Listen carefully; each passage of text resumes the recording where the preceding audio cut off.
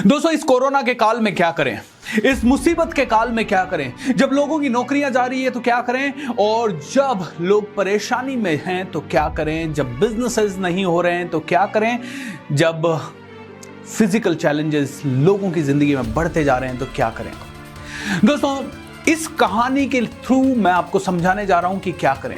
एक बार एक कौवा था और उसने 2 बच्चों को जन्म दिया।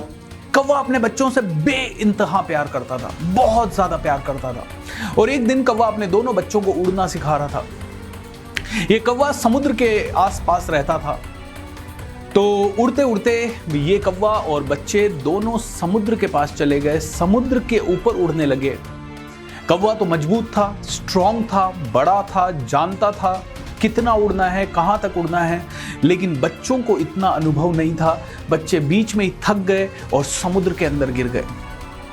बच्चे समुद्र के अंदर गिर गए और बच्चे मर गए डूब के। कौवा बहुत रोया, बहुत चिल्लाया, बहुत ज्यादा उसने समुद्र से विनती की, समुद्र मुझे मेरे बच्चे लौटा दे। लेकिन समुद्र खामोश रहा। कौवे को बहुत गुस्सा आया। उसने क्या किया, वो उड़ा, चोंच में पानी भरा और बाहर लाके गिराने लगा। तो बाकी के 2-3 कौवे आए और उस पे हंसने लगे, अरे क्या कर रहा है, इस समुद्र ने मेरे बच्चे खाए, मैं इसको सुखा के मानूंगा। अरे मेरे भाई, तू चोंच में पानी लेके कैसे समुद्र सुखा देगा, क्या बेवकूफी कर रहा है। कौवा बहुत गुस्से में उन सभी को बोला, क्रिटिसाइज मत कर, देना है तो साथ दे, नहीं तो यहां से निकल जा। कौवे की यह बात सुन के सभी कौवे एक साथ उसका साथ देने लगे। 10, 20, 50 कौवे मिलके समुद्र का पानी चोंच में लेने लगे, उसे खाली करने लगे, चोंच में पानी भरने लगे, उसे खाली करने लगे। यह देख के कई सारे और पक्षी उन पे हंसने लगे, अरे पागल हो क्या तुम लोग क्या करते हो, तुम लोगों के कहने से ये समुद्र सूख जाएगा, ऐसे चोंच में पानी ले लेके समुद्र थोड़ी सूखता है। इन सभी कौवों ने मिलके उनको जवाब दिया, ऊपर से बैठ के बातचीत मत करो, करना है तो साथ दो, नहीं तो यहां से भाग जाओ। उनकी ये बात सुन के सारे पक्षी उनका साथ देने लगे। हजारों पक्षी आ गए और हजारों पक्षी अपने चोंच में पानी भरने लगे, उसे खाली करने लगे। ये देख के विष्णु जी का वाहन गरुड़ भी सोचने लगा, अरे ये इतने सारे पक्षी ये काम कर रहे हैं, मैं भी जाता हूं, इनको सहयोग करता हूं। तो विष्णु भगवान ने कहा, अरे तू कहां जा रहा है, तेरे वहां जाने से तो मेरा काम अटक जाएगा। गरुड़ जी ने कहा, भगवान मुझे रोको मत, दे सकते हो तो मेरा साथ दो।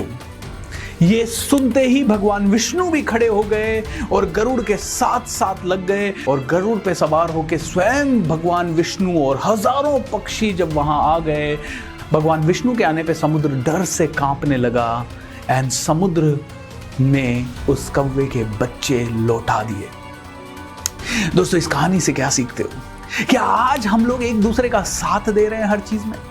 क्या हर आदमी कंधे से कंधा मिला के इस पेंडेमिक का सामना कर रहा है? कहीं ना कहीं शायद नहीं। दोस्तों, इस समय हम सभी को साथ देना पड़ेगा, ये भूल के कि मैं कौवा हूं, मैं कबूतर हूं, मैं चिड़िया हूं, मैं गरुड़ हूं या मैं विष्णु हूं। आपको ये भूलना पड़ेगा कि कोई आप में से गरीब है, कोई अमीर है, कोई इस कास्ट का है, कोई उस कास्ट का है, कोई महाराष्ट्र से है, कोई राजस्थान से है। हम सबको एक इंडिया बनके, एक भारत बनके हर किसी का साथ देना पड़ेगा दोस्तों।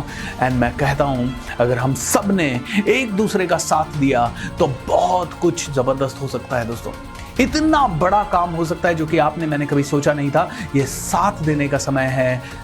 फालतू की बात मत करें, दे सकते हैं तो साथ दें, एक दूसरे का साथ दें, छोटे छोटे तरीकों से साथ दें, चाहे चोंच में पानी भर के साथ दें या स्वयं फील्ड पे उतर के साथ दें, जैसे दे सकते हैं वैसे दें। अगर आप धन संपन्न हैं तो आप समाज में धन के द्वारा कोई सहायता कर सकते हैं तो वो कीजिए। दोस्तों, ऐसे छोटे छोटे प्रयत्न से शायद हम कुछ जानें बचा सकते हैं, शायद ज़्यादा अवेयर हो सकते हैं। मास्क लगा के रहें, अपने आप को डिस्टेंसिंग में रखें, बिना काम के बाहर ना जाएं। और दोस्तों, अगर हम सब मिलके ये छोटे छोटे काम करते रहे तो जल्द ही हमें विजय प्राप्त होगी। दोस्तों, इस वीडियो को यहीं सुन के बंद मत कीजिएगा। नीचे शेयर बटन है इस वीडियो के नीचे, उस पर क्लिक कीजिए और अपने सभी व्हाट्सएप ग्रुप्स पे, अपने सोशल मीडिया साइट्स पे, इंस्टाग्राम, फेसबुक, सभी जगह ये कहानी शेयर कीजिए। Wish you all the best, have a great time, keep rocking.